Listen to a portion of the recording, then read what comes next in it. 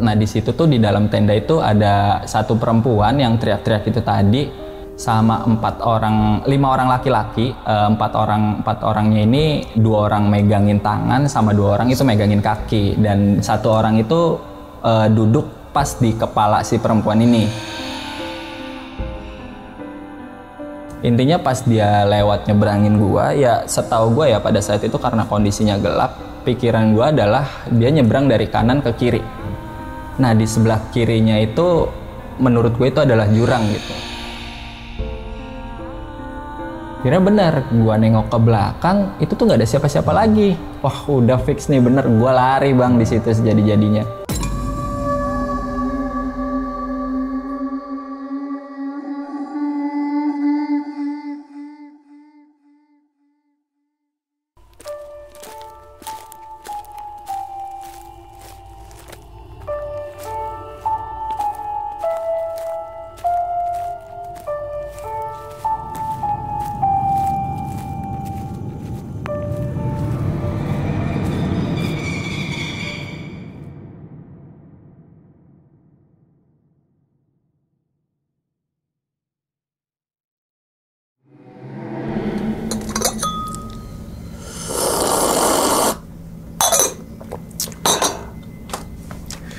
Assalamualaikum warahmatullahi wabarakatuh. Kembali lagi bersama gue Sumar Adiwijaya atau biasa dipanggil Umang dalam segmen Ngopi Horor. Ya teman-teman semua, pada video kali ini nih atau pada kesempatan kali ini lagi gue tidak akan membawakan sebuah cerita dan namun menghadirkan narasumber yang tentunya mempunyai pengalaman mistis ataupun pengalaman yang horor nih. Nah, di samping gue ini udah ada Bang Septo. Waduh. Ya. Abang, gimana kabarnya Bang? Alhamdulillah baik. Sehat Bang ya? Alhamdulillah. Salam untuk teman-teman dan juga keluarga di rumah nih, ya. Bang Septo nih.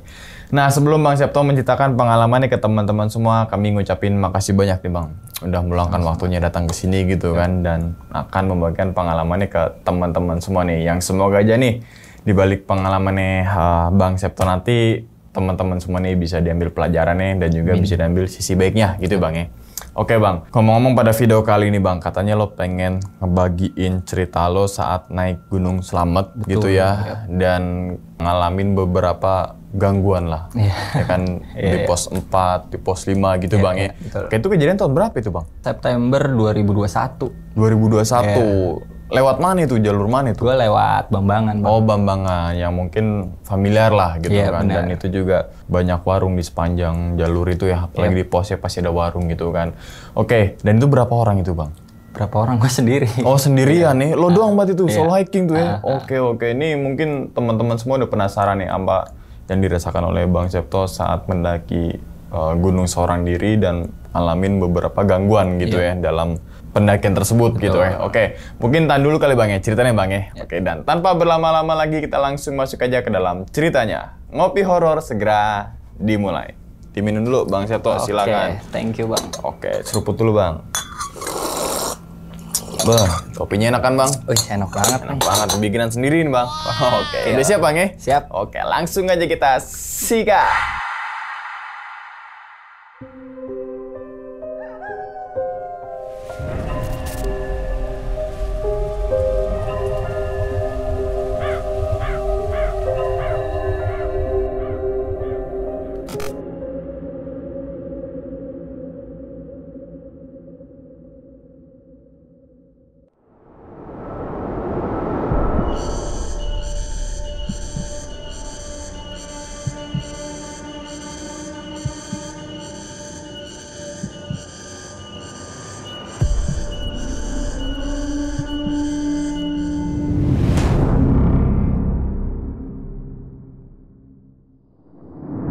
Jadi 2021 itu pendakian pertama gue gitu. Nah kebetulan pendakian pertama gue itu bulan Maret tahun 2021 itu juga. Nah itu tuh karena nggak sengaja juga diajak naik gunung kan sama teman gue.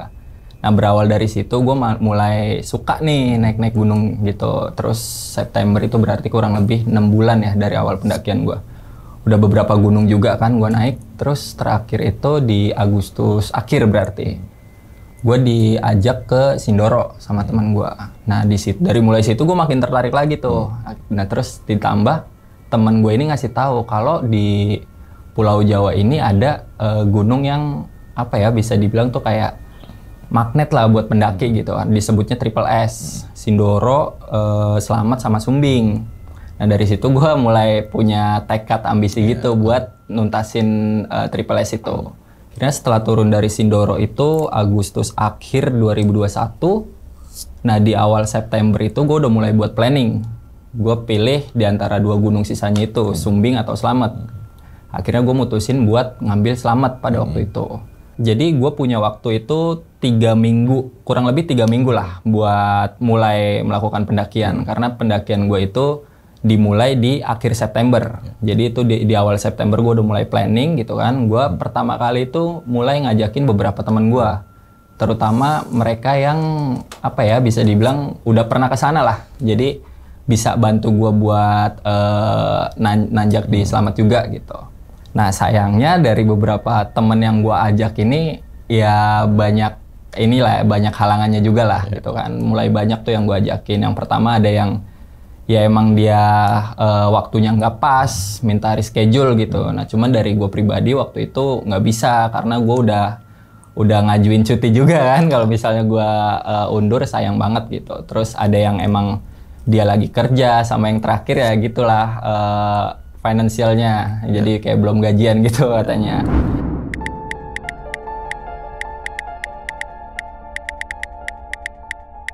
Ya gue juga mulai cari tahu juga tuh Bang, gali-gali informasi terkait Gunung Slamet ini, terutama jalur yang mau gue lewatin itu via Bambangan gitu kan. Dari mulai ketinggiannya dia berapa, terus ya mungkin dari transportasi dulu lah ya. Dari transportasi gue dari Jakarta nyampe ke base camp itu naiknya apa aja, terus juga biaya simaksi, terus ya tipe jalurnya kayak gimana, jarak dari pos ke pos lainnya itu berapa lama, berapa panjang, ketinggiannya berapa, terus ya fasilitas yang udah tersedia di sana itu apa, kayak ada mata air, ada warung segala macam itu gua gali gitu lewat googling lah pada waktu itu. Nah singkat cerita itu Hamin 2 sebelum gua berangkat itu benar-benar nggak ada tuh Bang yang mau ikut gitu sama gue gitu kan, ya karena 3 hal tadi itu yang gue sebutin. Nah terus ya akhirnya di situ gue udah mulai nyoba buat ngeyakinin diri gue dulu lah, gue berani nggak nih kalau berangkat ke sana seorang diri gitu. Ya walaupun perencanaan gue itu nyampe sana mulai treknya itu di weekend kan, weekend itu asumsi gue berarti di sana itu rame, banyak pendaki lain gitu. Nah dari situ gue mulai coba ngeyakinin diri gue, buletin tekad gue. Akhirnya H-1 sebelum gue berangkat, gue udah mulai mesen tiket. Nah itu gue udah berani lah, maksudnya gue udah bener-bener yakin gue akan ke sana. H-1 gue mesen tiket, terus gue udah mulai packing gitu kan. Itu berarti Jumat siangnya gue mesen tiket, dan untungnya itu ada gitu ya, masih ada tiket yang menuju ke arah Purwokerto waktu itu. Tiket bus ke Purwokerto. Jumat sore gue langsung berangkat.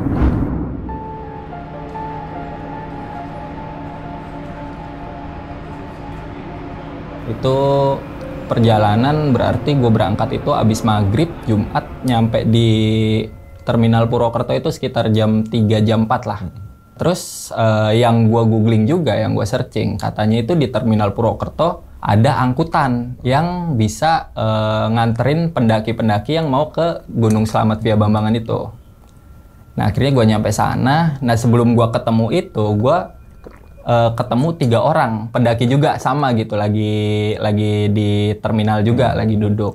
Akhirnya gue coba samperin, dan ternyata 3 pendaki ini tuh rumahnya tuh nggak jauh dari rumah gue. Nah gue ngeliat ini kayaknya bisa jadi opsi gue nih buat jadi teman pendakian gitu kan. Akhirnya kita mulai berangkat dari terminal Purwokerto itu ke base camp Bambangan. Nyampe di base camp itu kurang lebih jam 7 pagi ya, jam 7 pagi kita nyampe di base camp. Terus kita mutusin buat bukan nginep ya, maksudnya kayak stay sementara di salah satu rumah warga lokal situlah. Nah kita nyampe situ berempat, terus ya kayak biasa lah mulai packing. Terus juga kebetulan kan kita kan mau langsung naik gitu. Cuman pada saat itu kondisinya adalah kamar mandi di sana itu cuma ada 1. Akhirnya harus ganti-gantian gitu kan. Setelah packing itu sambil nunggu kamar mandi bergantian, gue ke depan dulu tuh Bang nyari sarapan. Gue sarapan di warung, ya di situ ketemu beberapa pendaki juga. Dan gua rasa kayaknya gue perlu nih gali informasi tambahan gitu kan dari beberapa pendaki yang gue temuin ini. Siapa tahu nambah pengetahuan juga gitu buat gua pendakian di Slamet itu.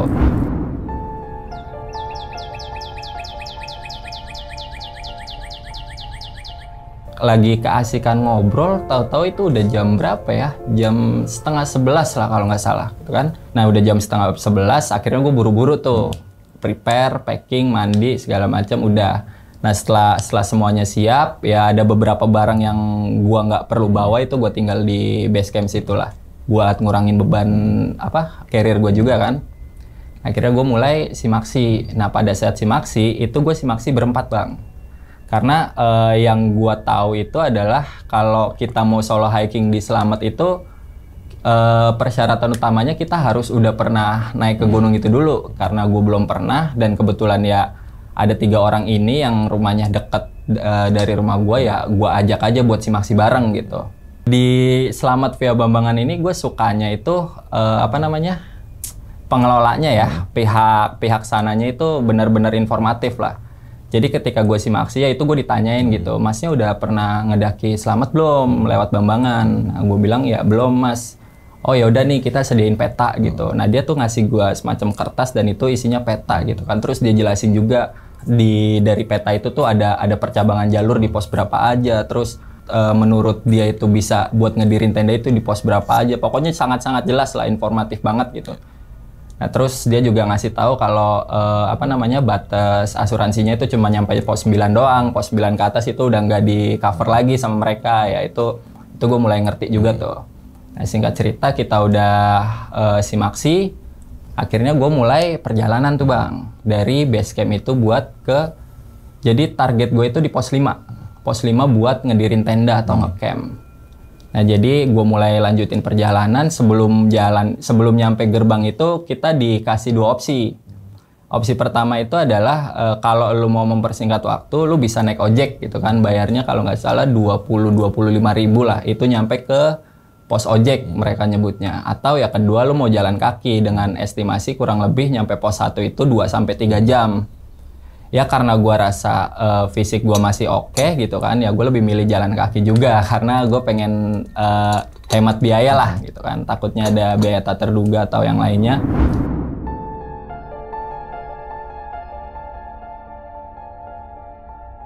Akhirnya gue mulai jalan kaki tuh, itu gue jalan kaki dari base camp sampai pos ojek itu kurang lebih 45 menit. Nah di pos ojek gue nggak berhenti, gue lanjut tuh ke pos 1. Nyampe pos 1 itu berarti kalau di total 2 jam kurang lah, 1,5 jam lah gue nyampe di pos 1. Nah nyampe di pos 1 gue lanjut jalan ke pos 2, ke pos 3. Nah selama perjalanan pun, oh ya by the way selama perjalanan gue udah mulai sendiri juga. Jadi yang 3 orang tadi itu misah lah. Karena gimana ya, gue tuh pengen bener ngerasain gitu loh bang, ngedaki yang bener-bener sendirian gitu dalam hutan. Jadi biar supaya gue bisa ngerasain suasananya bener-bener dapet lah. Jadi setiap kali ada pendaki yang entah itu di belakang gue atau di depan gue, ya gue usahain gimana caranya supaya mereka itu ngeduluin gue atau gue yang ngeduluin mereka. Biar gue bisa bener-bener jalan sendiri gitu. Terus akhirnya gue lanjut gitu ya, nyampe di pos 3 itu sekitar jam 3:30 kurang gitu. Nah di pos 3 ini karena gue ngerasa gue udah mulai capek nih, udah mulai lapar juga. Nah di situ kan kebetulan di pos 3 ada shelter lumayan gede. Nah gue rasa itu warung juga sih, bisa dipakai buat warung. Cuman pada saat itu kondisinya warungnya nggak buka, tempatnya sepi gitu. Akhirnya gue berhenti di situ buat ya makan. Gue masak mie, bikin kopi, ngerokok segala macem buat istirahat dulu gitu. Nah selama istirahat ternyata nggak lama dari itu tuh hujan mulai turun bang. Berarti di sekitar jam 3:30 lewat itulah. Hujan mulai turun, ya gue mutusin kayak gue males hujan-hujanan gitu di trek kan, di jalur. Ya udahlah mendingan gue neduh dulu di pos 3 sambil nunggu hujan. Lagi pula kan tujuan gue pos 5 berarti sisa 2 pos lagi tuh. Nah sisa 2 pos lagi itu kalau yang gue baca pos 3 ke pos 4 itu 1,5 jam sampai 2 jam, pos 4 ke pos 5 ya paling cuma 1 jam. Berarti kan estimasi gue itu jam 7 malam itu gue udah di pos 5. Nah itu menurut gue masih aman lah kalau jam 7 malam. Ya setelah maghrib sampai jam 8 itu kita masih di jalur masih oke gitu. Nah pas neduh ini hujan gak berhenti-berhenti bang. Nyampe jam berapa ya? Akhirnya tuh nyampe jam sekitar 4:30. Gue rasa waktunya juga udah terlalu lama. Gue diem di pos 3 dan itu juga bikin nambah dingin juga kan. Ya nggak pakai lama sih, gue langsung pakai jas hujan, pakai rain cover. Nah gue mulai lanjutin trek itu di jam 4:30. Gue mulai lanjut ke pos 4.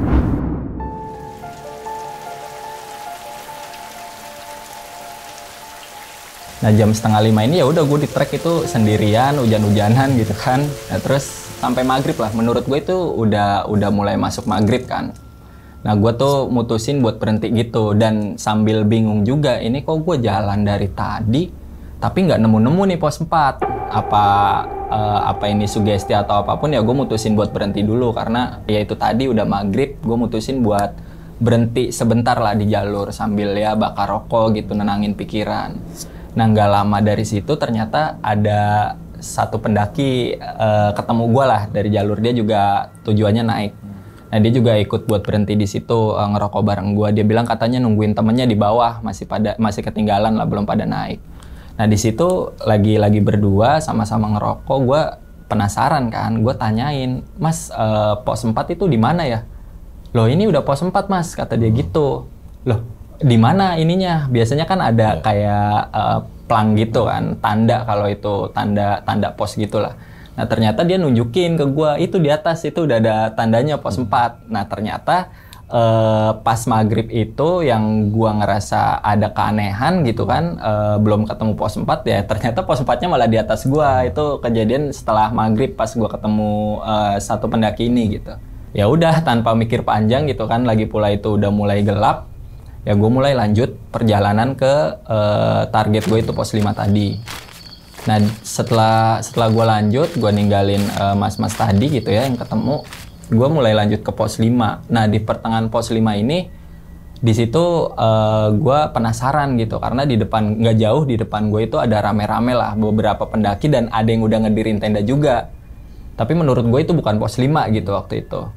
Ya karena penasaran, gue mulai samperin. Nah nggak sengaja gue denger katanya tuh mereka lagi ngebahas soal tempat di pos 5 itu, di pos 5 itu udah nggak ada tempat buat ngedirin tenda karena saking penuhnya katanya. Nah gue ya makin lama ngedengerin makin penasaran juga gitu kan, sampai disaranin ya kalau mau ngecamp ya naik lagi ke atas, ada di pos 7 bilangnya gitu. Waduh, dalam hati gue kalau gue ke pos 7 udah pasti makin malam juga nih gue nyampe. Ya daripada mikir daripada overthinking terus gitu kan, ya kenapa nggak gue lihat aja. Akhirnya gue tinggalin mereka masih pada ngobrol. Dan ternyata bener, gue nyampe pos 5 itu, bener-bener rame banget bang. Kayak pasar lah, gimana sih, berisik gitu kan, rame. Dan ya emang itu padat banget lah, gue lihat. Nah di situ gue lihat juga ada warung kan. Nah di situ gue mikir juga, oh ini ada warung. Ya udah kalau misalkan emang di sini gue nggak bisa ngedirin tenda, ya karena gue sendiri juga ya gue tidur di warung nggak jadi masalah gitu kan. Akhirnya dari situ gue jalan ke warung. Nah pas pengen jalan ke warung, gue tuh nemu satu tempat kecil yang ternyata itu bisa buat ngedirin tenda. Ya walaupun emang lahannya agak sedikit miring gitu kan. Ya karena gue sendiri, akhirnya ya udah nggak masalah, gue ngedirin tenda aja di situ. Nah setelah, ya itu berarti jam 7 tuh, bener sesuai target gue gitu. Walaupun tadi perjalanan pos 3 ke pos 4 gue agak mikir aneh gitu kan. Ya udah kayak biasa masak, makan, terus ya buat kopi lagi, ngerokok lagi. Nah nggak terasa itu udah sekitar jam 9. Nah target gue summit itu dari pos 5 itu di jam 3 kan. Akhirnya udah jam 9, gue mulai setting alarm di handphone gue buat bunyi di jam 2. Buat persiapan lah, gue bikin spare waktu 1 jam gitu. Udah jam 9 gue tidur. Nah nggak taunya di sekitar jam 11 gitulah, gue tuh ngedenger suara cewek teriak gitu. Yang awalnya tuh gue pikir bercanda gitu kan, cuman makin lama makin kesini, itu kebetulan cewek yang teriak itu di tenda sebelah gue, pas banget di tenda sebelah gue. Nah karena gue mikir ya paling itu lagi bercanda lah, lagi pula situasi juga masih rame. Tapi makin kesini kok suara teriakannya kayak beda gitu, kayak bukan teriakan cewek lagi bercanda. Nah karena gue penasaran, gue keluar tenda tuh bang. Nah bener aja pas gue keluar tenda tuh udah rame ternyata kondisi di tenda sebelah gue. Akhirnya gue lihat, nah di situ tuh di dalam tenda itu ada satu perempuan yang teriak-teriak itu tadi sama 5 orang laki-laki. 4 orangnya ini 2 orang megangin tangan sama 2 orang itu megangin kaki, dan 1 orang itu duduk pas di kepala si perempuan ini. Ya menurut gue dia orang yang bisa kali atau paham buat nyembuhin hal-hal kayak gitu. Nah di situ tuh si cewek ini dengar-dengar katanya kerasukan.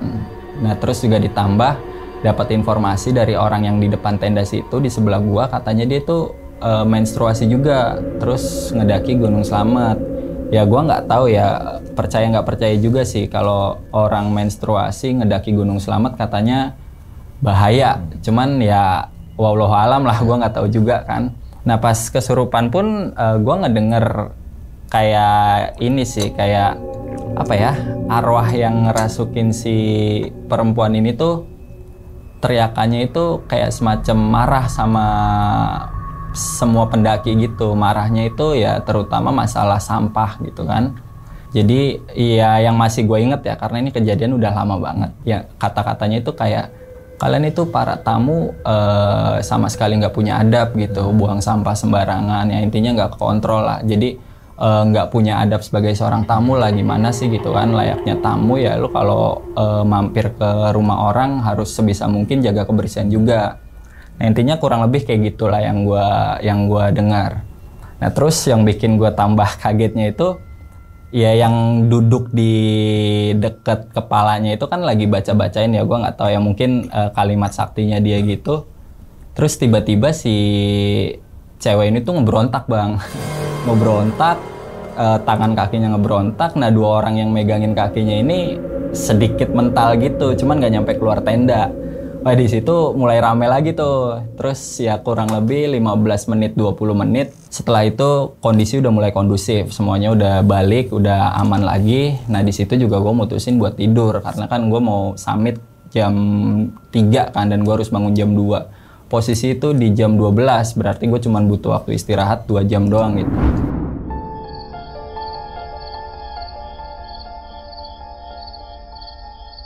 Gue lanjut tidur, ya pas sih alarm gue nyala, berisik, gue mulai bangun, dan itu udah jam 2. Ya jam 2 gue prepare juga, masak lagi, ya bikin kopi, ngerokok, ya sama lah kegiatan yang sama berulang-ulang gue lakuin selama di sana.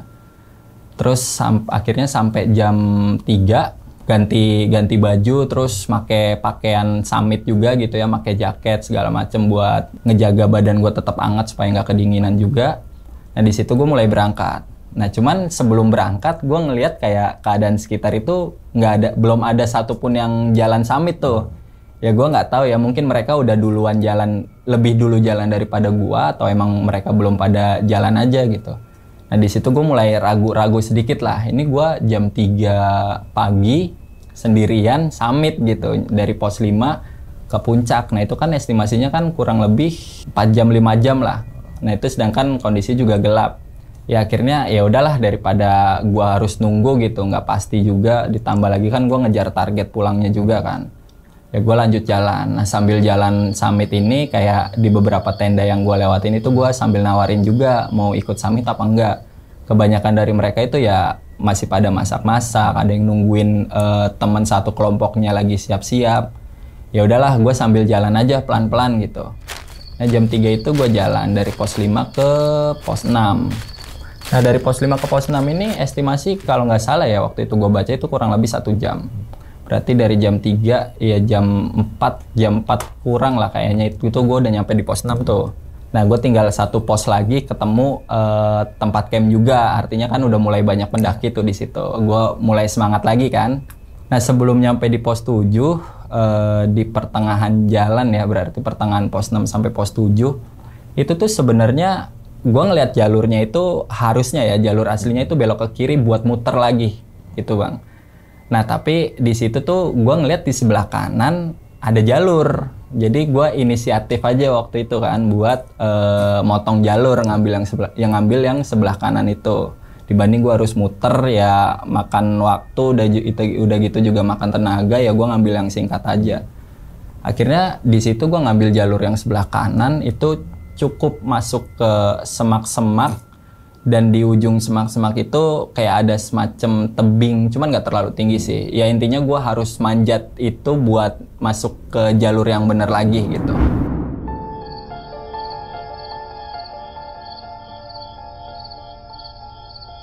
Ya karena udah terpaksa, udah nyampe di situ, ya udah mau nggak mau gue harus manjat dong gitu kan. Nah pas manjat ke tebing itu kan posisi kita ketika nyampe atas ya, udah nyampe di atasnya itu kan pasti nunduk kan bang. Nah pas lagi nunduk ya gue udah di atas gitu kan, nunduk, gue mulai mau ngelihat ke depan lagi. Nah pas ngelihat ke depan itu headlamp gue pun ikut nyorot ke depan ya. Nah di situ kali pertamanya gue ngelihat kuntilanak gitu bang, ya kan. Jadi itu benar-benar kali pertama lah seumur hidup gue gitu. Nah itu gue ngelihat persis jelas. Jadi perawakannya itu ya sama aja kayak kita nonton film lah. Make baju putih gitu ya, terus rambutnya panjang ya. Cuman di situ mungkin bedanya gue nggak bisa ngeliat mukanya aja, karena kebetulan posisinya dia itu nyampingin gue. Jadi pas gue ngeliat ke depan itu, dia itu posisinya nyebrangin, kayak mau nyebrang jalur gitu loh. Ya gue nggak tahu ya. Dia ini sebenarnya nggak nakutin gue, tapi itu di situ gue takut gitu, karena kan kali pertamanya juga itu gue ngeliat makhluk kayak gitu, nggak napak ke tanah kakinya, tapi dia melayang sedikit di atas tanah gitu. Ya bener-bener real banget lah gue ngelihatnya lah. Pertama kali gue ngelihat kayak gitu, badan gue tuh nge-freeze bang. Jadi tuh kayak benar-benar nggak bisa gerak beberapa detik lah. Dan pikiran gue juga sedikit kosong waktu itu. Intinya pas dia lewat nyebrangin gue, ya setahu gue ya pada saat itu karena kondisinya gelap, pikiran gue adalah dia nyebrang dari kanan ke kiri. Nah di sebelah kirinya itu menurut gue itu adalah jurang gitu. Ya gue nggak tahu ya waktu itu posisi kondisi gelap. Nah ketika dia nyebrang dari kanan ke kiri itu pelan-pelan dia mulai ngilang tuh. Mulai nggak ada lah. Nah di situ gue kondisi masih nge-freeze, tapi ya pelan-pelan juga gue udah bisa mulai gerak gitu kan. Ya gue sambil mikir juga ini kira-kira gue lanjut apa enggak. Ya karena jujur aja takut bang, ya lumayan lah sedikit kena mental gue gitu. Pertama kali ngeliat yang kayak gituan. Walaupun dia nggak nakutin gue. Cuman ya balik lagi sih, karena gue ini orangnya ambisius juga kan. Makanya kenapa bisa sampai gue senekat itu nggak dapet temen buat nemenin gue naik selamat, terus tetap gue paksain jalan sendirian gitu. Ya gue rasa dari awal yang udah gue lakuin gitu, udah nyampe di jalur itu, maksudnya tinggal setengah lagi gitu gue nggapai puncak selamat gitu kan, masih gue harus nyerah. Nah akhirnya di situ ya gue ngeberaniin diri aja lah buat lanjut.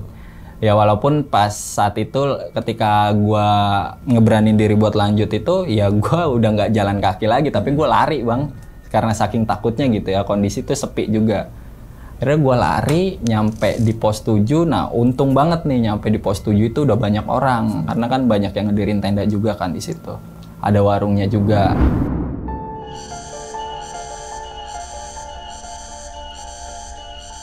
Nah di situ gue duduk dulu di warung, nenangin diri gue, nenangin pikiran gue, ya buat relax lagi lah, buat lupain hal yang tadi gue temuin gitu kan. Dari pos 7 itu gue udah mulai relax, ya sambil minum air juga gitu biar gue lebih tenang. Akhirnya gue mutusin buat lanjut lagi. Dari pos 7 udah mulai banyak pendaki juga. Ya akhirnya gue udah nggak gengsi lagi lah buat bareng-bareng pendaki gitu kan. Di pos 7 pun itu gue ketemu 3 orang yang tadi, ternyata mereka ngecamp di sana. Akhirnya gue bareng tuh sama mereka ke puncak. Dari pos 7 ke pos 8, ke pos 9 Pelawangan. Akhirnya nyampe di puncak itu jam 7. Kita foto-foto gitu kan, segala macam dokumentasi. Terus juga ya nikmatin sampai puncak gitu. Ya nggak lama dari situ gue mutusin buat turun. Itu karena gue balik lagi gue ngejar jam pulang gue kan.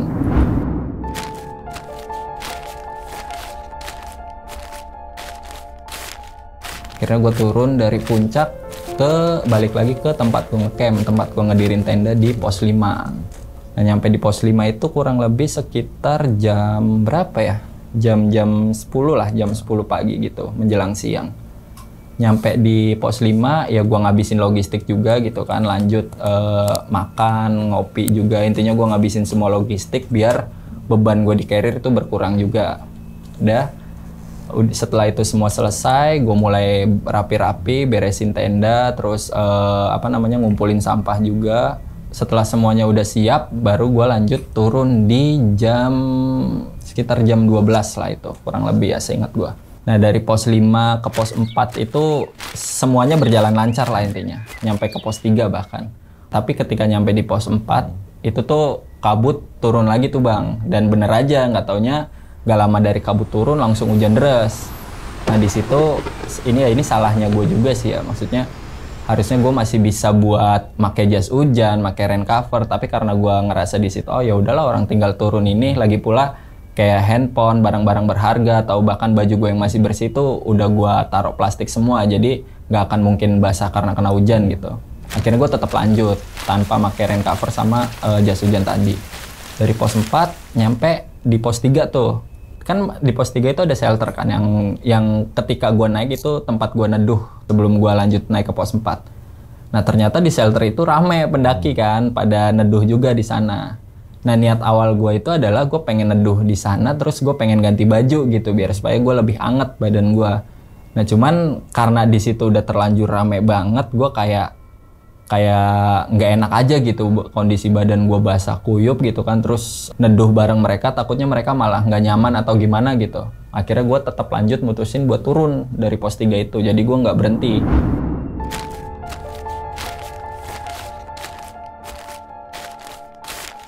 Gue lanjut turun dari pos 3 ke pos 2. Nah pas di perjalanan ini, di tengah perjalanan pos 3 ke pos 2, itu tuh gue lagi jalan turun, gue ngedenger samar-samar dulu nih awalnya. Kayak langkah pendaki gitu lah, rame-rame pada turun juga.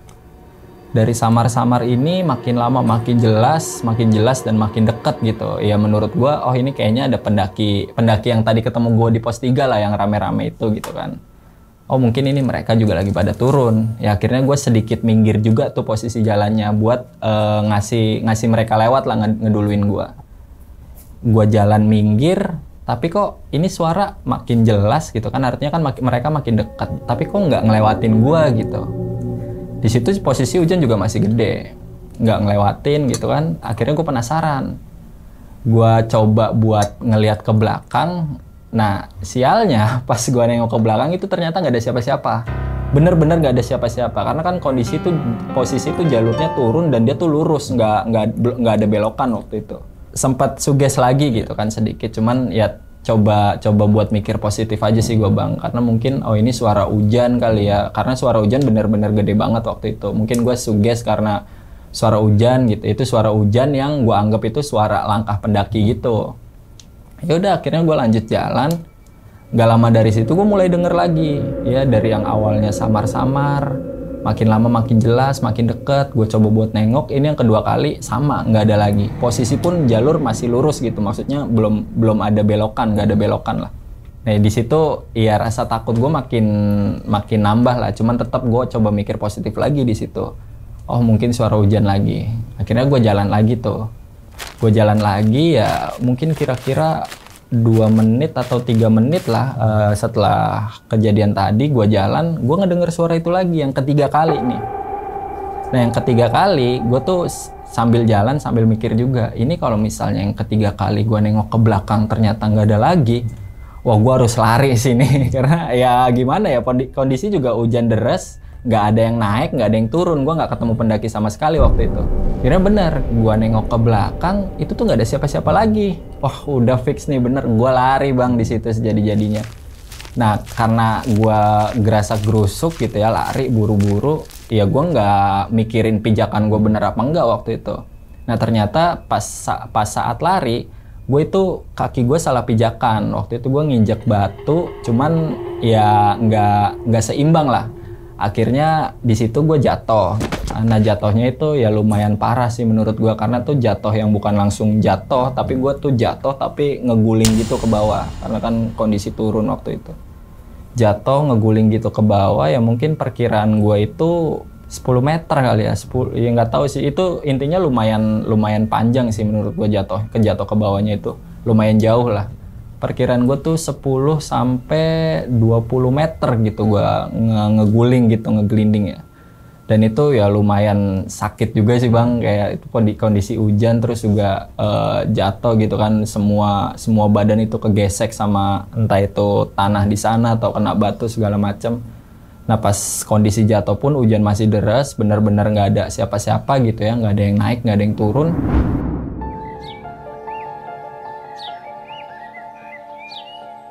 Di situ gue coba buat duduk sebentar gitu di situ buat nenangin diri. Nah kondisi gue juga di situ udah parah banget. Kebetulan kan pas turun gue make kaos lengan pendek sama celana panjang gitu, cuman tetap pakai sepatu waktu itu. Nah pas gue duduk, gue coba buat ngeliat apa aja sih luka yang udah gue dapet gitu kan. Nah ternyata tuh yang gue rasain ya waktu itu di lengan tangan kanan gue ini bener-bener nggak bisa gerak. Full semuanya susah buat gue gerakin lah. Terus di sekitar sikus ini tuh robek dan itu darahnya tuh ngalir lumayan deres gitu. Terus bagian kaki itu celana gue udah compang-camping lah, udah robek gitu. Ya udah nggak berbentuk sih, cuman kayak ya udah nggak layak aja gitu kan. Nah gue diem di situ sekitar 10 atau 15 menit gitu ya buat nenangin diri gue. Terus ya sama berharap juga sih mudah-mudahan ada pendaki yang ketemu pendaki di situ dan dia bisa nolong gue, bantuin gue gitu buat turun. Tapi akhirnya ternyata sama sekali nggak ada, hujan masih deras juga. Nah terus di situ ya setelah gue nunggu 10 sampai 15 menit, hujannya udah mulai sedikit demi sedikit berhenti juga, ya gue mutusin buat lanjut jalan aja deh ke bawah ya, walaupun pas jalan pun gue udah agak-agak pincang lah karena nahan sakit juga kan. Nah pas turun itu ke pos 2, akhirnya gue nyampe tuh di pos 2. Nah di pos 2 itu kan udah ada warung dan ternyata udah rame juga tuh mulai banyak pendaki juga yang naik sama ada yang neduh di situ juga. Nah gue berhenti di warung, terus gue pas berhenti ditanyain sama yang punya warung. Nah ditanyain gue kenapa, ya gue bilang gue jatuh gitu. Ya gue ceritain lah semua kejadian tadi ke yang punya warung itu, dan alhamdulillahnya gue diperbolehin buat kayak ganti pakaian, terus juga ngebasuh luka gue segala macem di warungnya dia. Ya udah gue ambil baju kering gitu kan, gue ganti baju gue, semua luka gue bersihin. Dan di situ nyampe pos 2 itu gue mutusin buat ya udahlah gue berhenti dulu aja di sini gitu, buat bikin relax lagi aja gitu kan, karena ya lumayan ngeri juga waktu itu kejadiannya. Ya gue sambil ngopi, ngerokok, ya relax di pos 2 situlah. Sampai akhirnya gue lupa, nggak sadar itu waktunya udah mulai sore gitu. Dan gue inget jam keberangkatan bus gue itu di jam 7 malam. Ya artinya gue harus lanjut perjalanan lagi gitu kan, nyampe ke base camp. Karena ngejar waktu bis gue juga. Ya akhirnya dari pos 2 itu gue mulai turun lagi lanjut turun ke pos 1, dari pos 1 itu lanjut ke pos ojek gitu ya. Nah jadi sebelum nyampe pos ojek itu kan ngelewatin sungai gitu, dan gue bisa ngeliat juga kondisi di pos ojek pada saat itu. Nah ternyata itu di situ udah mulai rame bang, ojek-ojek yang datang buat ngejemput pendaki lah. Ya gue mutusin di situ buat naik ojek aja biar supaya singkat waktu, biar cepet juga, karena kan badan gue udah nggak memungkinkan juga kan kondisinya. Nah terus nyampe di pos ojek, ya semuanya ngantri gitu bergiliran buat dijemput. Itu perkiraan maghrib. Nah sambil nunggu gitu kan, ya ada sisa 2 atau 3 pendaki gitu di shelter atau di gubuk itulah sambil nunggu ojek. Nah ojek tuh datang kan, ada ojek lagi naik ke atas. Nah ternyata ojek yang naik ke atas ini kayak udah di booking gitu loh, jadi buat ngejemput salah satu dari pendaki yang ada bareng gue di shelter itu, karena mereka kelompok kan, ngebooking secara kelompok. Nah sampai semuanya habis, sebelum ojek terakhir itu gue nanya, mas ada ojek lagi nggak di bawah? Kalau misalnya ada, saya minta tolong panggilin dong, nggak apa-apa saya bayar lebih. Gue bilang kayak gitu. Nah terus si mas ojeknya ini bilang, oh ya udah mas nanti coba saya lihat dulu gitu. Soalnya kalau udah maghrib udah gelap kayak gini jarang ada orang yang mau naik, ojek yang mau naik gitu. Katanya dia gitu. Ya udahlah gue duduk lagi di situ ya sambil berharap aja gitu ada ojek yang naik gitu kan. ya sambil ngerenungin juga lah, badan gue udah berantakan gitu kondisinya. Terus nggak lama gue denger tuh dari jauh ada suara motor naik. Nah alhamdulillah kan, gue pikir itu tukang ojek. Nah tapi ternyata dari kejauhan itu gue ngeliat motornya berhenti. Motornya berhenti di pinggir jalur gitu, dia orangnya tuh mau masuk ke hutan ke dalam tapi bukan ke jalur pendakian. Ya udah akhirnya gue samperin kan. Dia tuh posisi lagi ngeliat, nggak tahu ya ngebenerin motornya gitu, entah itu masang lampu atau gimana. Nah gue samperin, gue tanya, masnya ojek bukan? Nah dia bilang bukan, saya warga lokal. Ternyata dia itu warga lokal yang kebetulan kerjanya itu di situ, di jalur selamat itulah, di hutannya gitu. Oh, gue kira kan ojek kan. Nah terus gue tanya lagi, masnya emang ngapain di sini? Oh saya ada kerjaan di dalam, dia bilang kayak gitu. Terus gue coba tawarin kan, mas bisa nggak nanti pas turun anterin saya ikut juga buat turun gitu, nggak apa-apa saya bayar juga, gue bilang kayak gitu. Oh ya bisa mas, tapi saya harus ngelarin kerjaan saya dulu, dia bilang kayak gitu. Ya terpaksa mau nggak mau, akhirnya gue nunggu tuh bang di situ kan, kurang lebih 20 apa 25 menit, intinya setengah jaman lah, lumayan lama juga waktu itu. Akhirnya dia selesai sama kerjaannya, dia balik lagi tuh ke motornya dan ketemu gue. Ya akhirnya di situ gue dianterin sih sama dia, dianterin nyampe ke base camp Bambangan.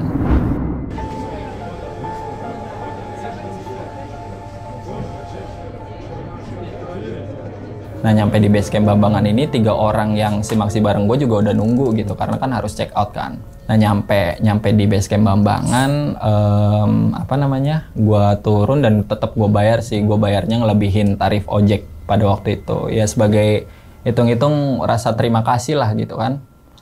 Akhirnya nyampe itu sekitar jam berapa ya? Jam 7, udah sekitar jam 7-an dan ya udah angus juga tuh tiket bis gua. Akhirnya gua bingung tuh di situ buat nyari cara supaya gue bisa balik lagi ke Jakarta.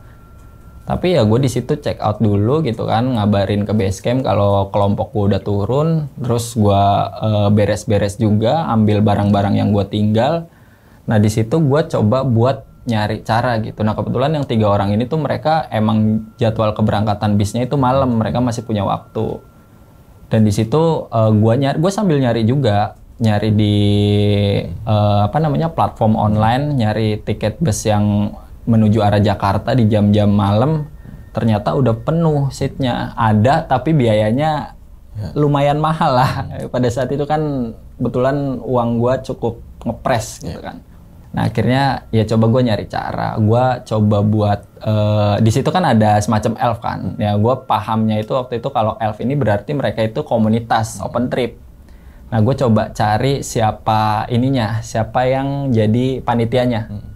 Akhirnya ketemu, ya gue nanya-nanya, kita ngobrol dan alhamdulillahnya di situ tuh ada 1 seat atau 1 bangku kosong bang.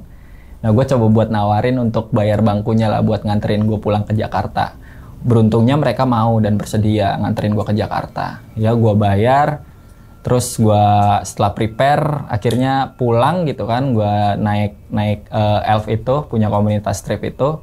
Cuman yang bikin gue sedihnya itu kan harusnya kan gue ke Tanjung Priok kan. Tujuan gue kan terminal Tanjung Priok. Cuman si trip ini tuh nurunin gue tuh di Cawang Uki, bukan gue doang sih semuanya. Nah di situ nambah jauh juga kan, dari Cawang Uki ke Tanjung Priok ya otomatis gue harus nambah biaya lagi, entah itu ojek online atau taksi online gitu kan buat nganterin gue nyampe rumah.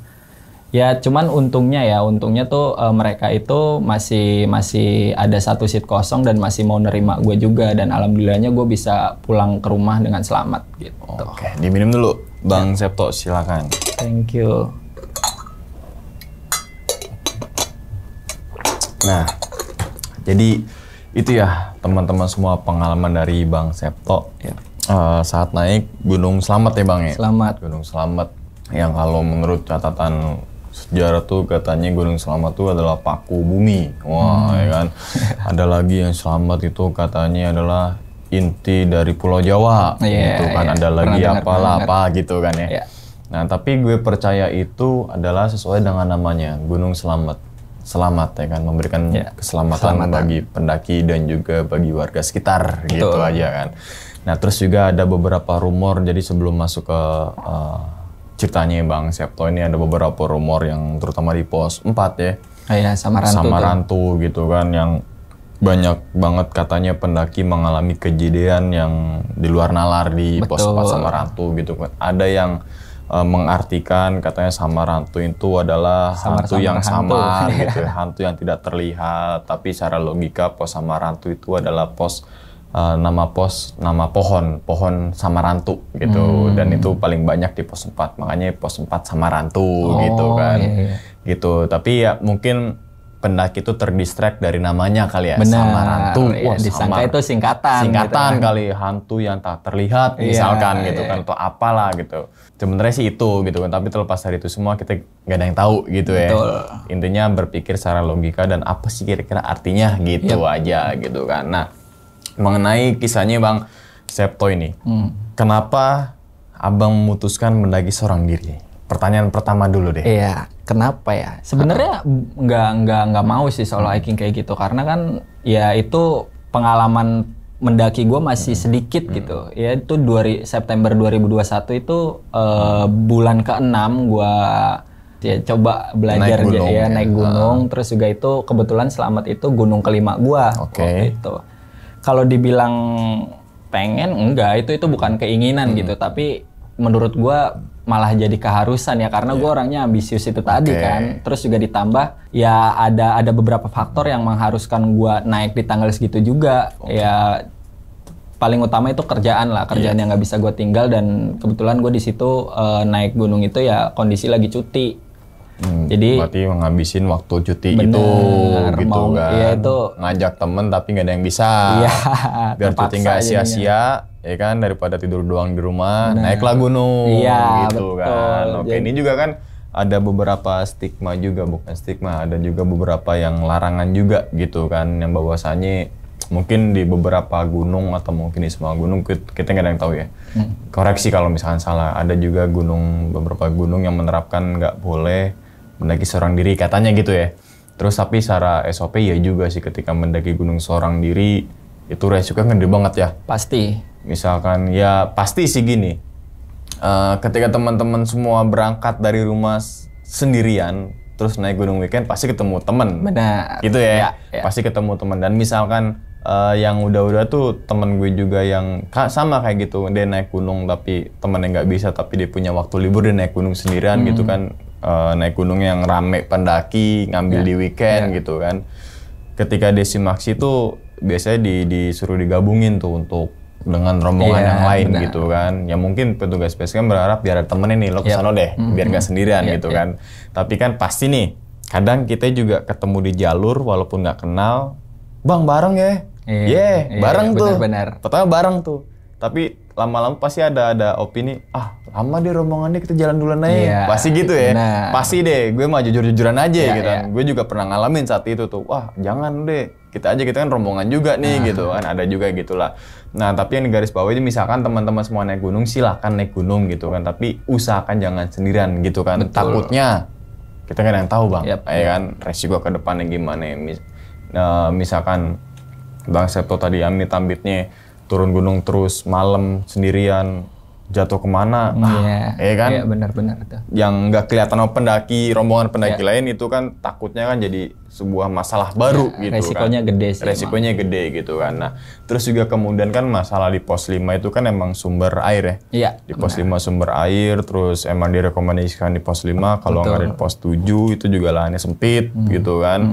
Nah makanya ada juga sebelum pos 5 itu, sebelum pos 5 bayangan ya, kita anggap ya ada beberapa lapak yang mungkin entah itu sengaja sama pendaki dibuka. Karena pos 5-nya penuh gitu kan. Nah ini mungkin sedikit masukan aja untuk pengelola, ya batasin lah supaya pendaki ini juga kan kedapatan gitu kan. Takutnya yang speednya lama gitu kan, nyampe pos 5 malam nggak dapat lapak tuh. Dia naik dia berharap di pos 7 itu ada lapak nggak ada juga gitu kan. Ya ini pasti gue yakin banget pengelola udah mempersiapkan semuanya lah gitu. Misalnya pos 5 ada kok di bawah pos 5, pos 4, pos 5 bayangan ada pos 4. Mungkin juga ada juga beberapa pendaki yang memaksakan diri kan di pos 3. Di pos 3 gitu kan ada juga tuh. Tapi kan waktu summit agak lumayan gitu kan. Sebenarnya pos Gunung Selamat Babangan tuh posnya luas-luas loh gitu kan. Makanya mungkin nih pengelola ya udah masih oke kuota, masih oke, gitu kan. Barulah pendaki itu sendiri yang manajemenin daripada pendaki itu sendiri gitu kan, mau pos berapa. Nah, terus kemudian pos 5 itu ada kejadian yang kesurupan. Iya, benar. Cewek tuh. Gue sih sebenarnya setuju dengan statement si Jin ini, Bang. Statementnya ya, bukan jinnya ya. Ya jin lah, jangan setan lah, jin ya yang bilang sampah ini. Wah, gue setuju dengan statement jin itu tuh ya kan, dimana kalau ada populasi pendaki yang tinggi, situlah ada sampah. Betul. Ya kan, pengelola udah ngasih tahu buang sampah itu apa namanya, jangan sembarangan, bawa turun lagi. Kadang oknum ini, ya kan, oknum ini yang udah satu ini. Alah bungkus permen ini, alah bungkus puntung rokok ini, dikali berapa ratus tuh dalam sehari, ya kan? Yang beranggapan ini apa sampah permen ini, bungkus Indomie ini atu, ya kan? Dikali berapa dalam sehari gitu kan? Kan banyak juga. Pasti. Gitu kan? Terus juga ini juga apa namanya? Untuk teman-teman semua naik gunung dimanapun itu jagalah kebersihan lah gitulah. Misalkan tempat teman semua habis ngecamp itu bersih ya, mau turun lagi ya usahakan jangan ada sampah lah. Bener. Gitu kan yang nikmatin kan nggak teman-teman, nggak cuma kita doang. Pendaki di luar sana banyak banget gitu kan. Nah, tapi gara-garanya ternyata apa menstruasi katanya. Oke, pas sempet ada omongan nggak Bang bahwasanya mensnya itu pas di gunung apa pas sebelum di gunung? Nah itu gue kurang lengkap juga ya dapat informasinya karena ya pada saat itu semua fokus sama apa yang di dalam tenda juga Bang.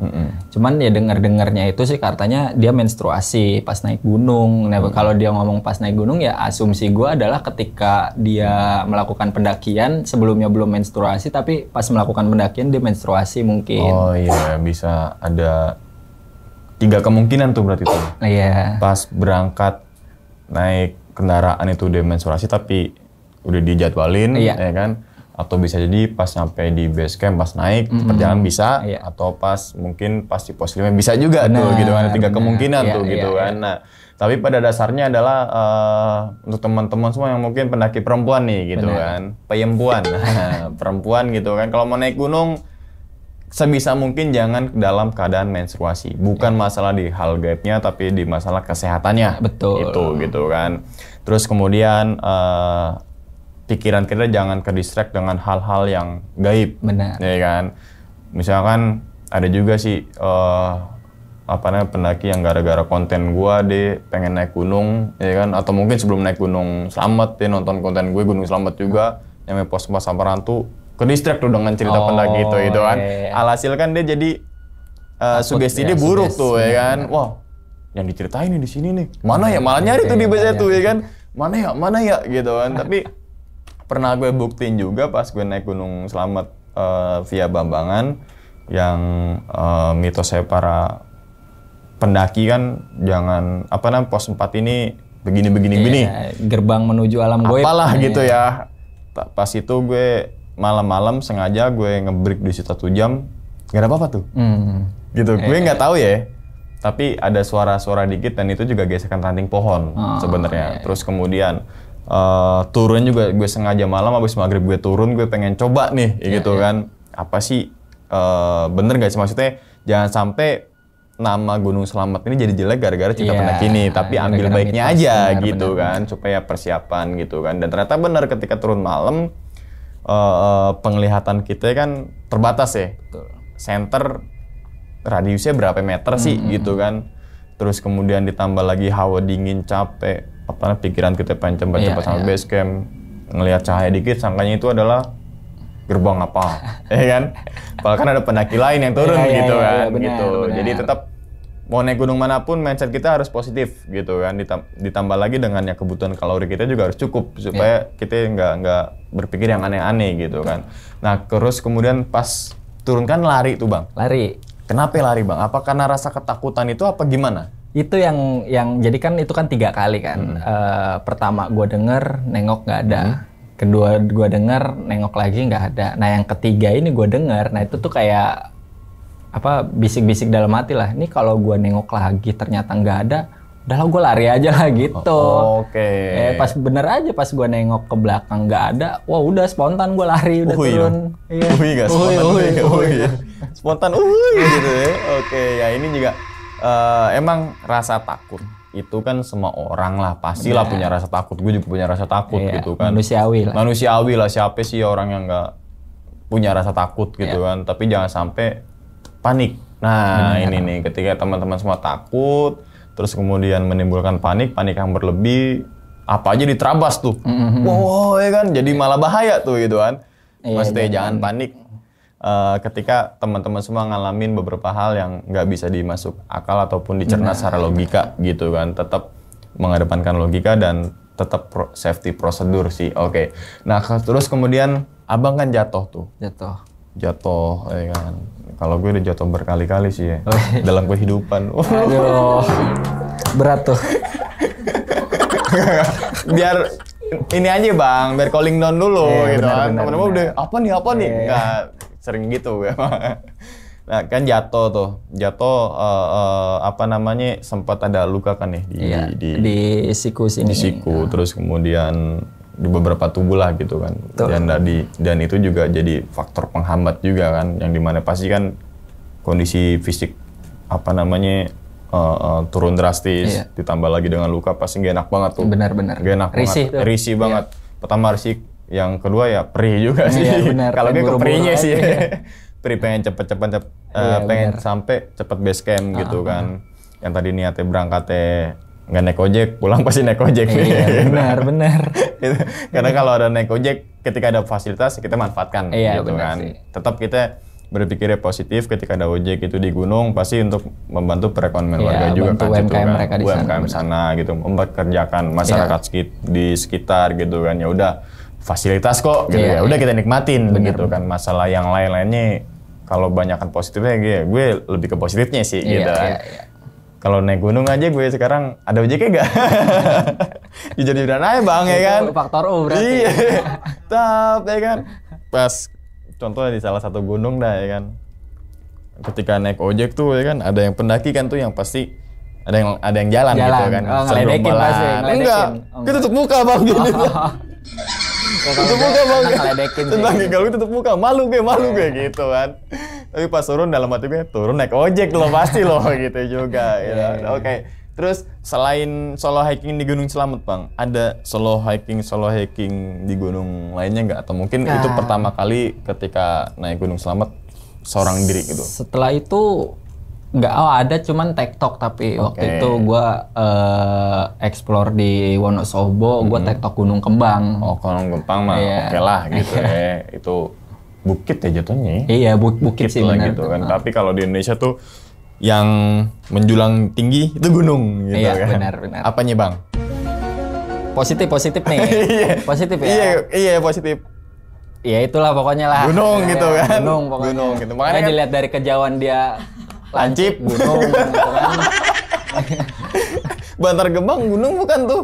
Kan lancip juga tuh. Iya, gunung sampah. Bisa itu tuh juga karena ulah manusia yang ya kan. Iya. Ulah manusia apa pemerintah, Bang?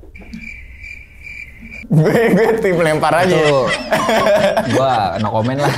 Maksudnya tuh belum di apa namanya? Diolah. Iya diolahnya, sistemnya tuh belum jalan mungkin gitu bisa, ya. Bisa. Gitu. Oke.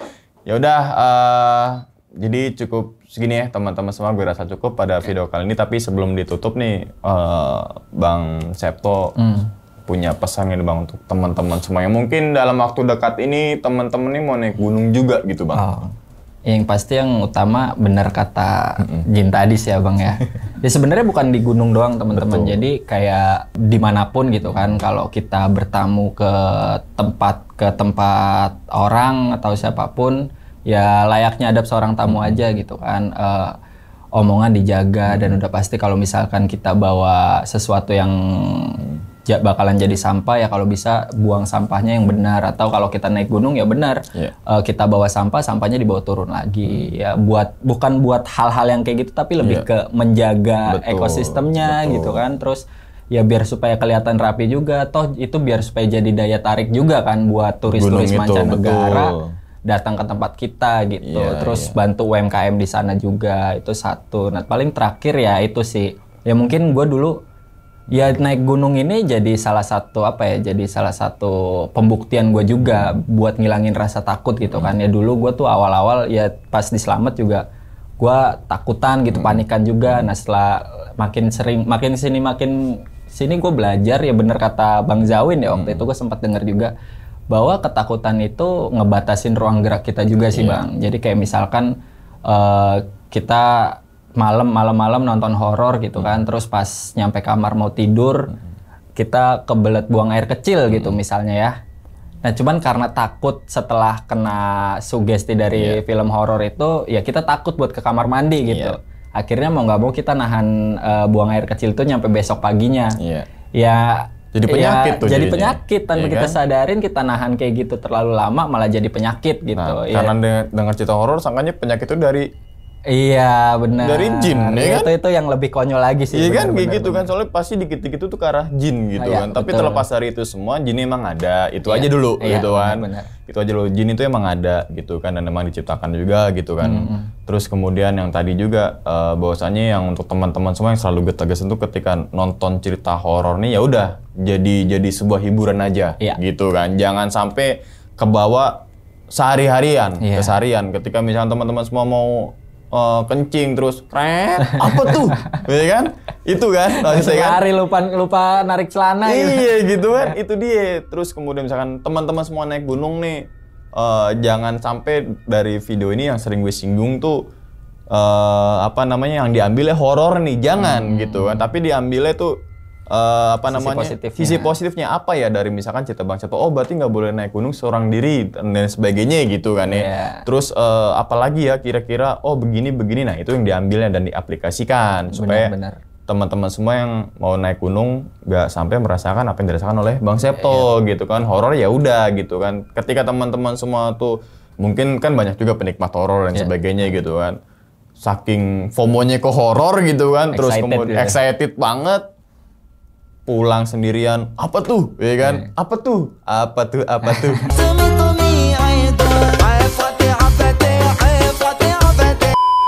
Gitu nanti. Ya lagi nyerah aja. Apa tuh apa tuh? Ya kan? Promosi lagu nih.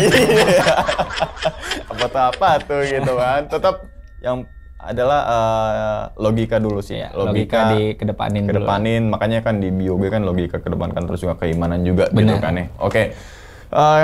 Sebelum tutup mulu ya, kita doakan gitu kan, Bang Septo sehat selalu Bang ya. Amin. Panjang umur, thank you murah rezeki, dan jangan sampai ngalamin hal-hal horor lagi gitu kan. Oke, dan ingat teman-teman semua, cerita dari Bang Septo ini bukan untuk nakut-nakutin nih teman-teman semua ketika mendaki Gunung Slamet ataupun ke gunung yang lainnya, tapi ambillah sisi positifnya dan buang sisi buruknya. Sekian dulu pada video kali ini, dan nantikan video-video gue berikutnya. Hal gaib itu muncul ketika sugesti kita buruk. Wassalamualaikum warahmatullahi wabarakatuh. Selamat beristirahat. Bang Septo, thank you banget. Thank you. Alhamdulillah. Bungkus.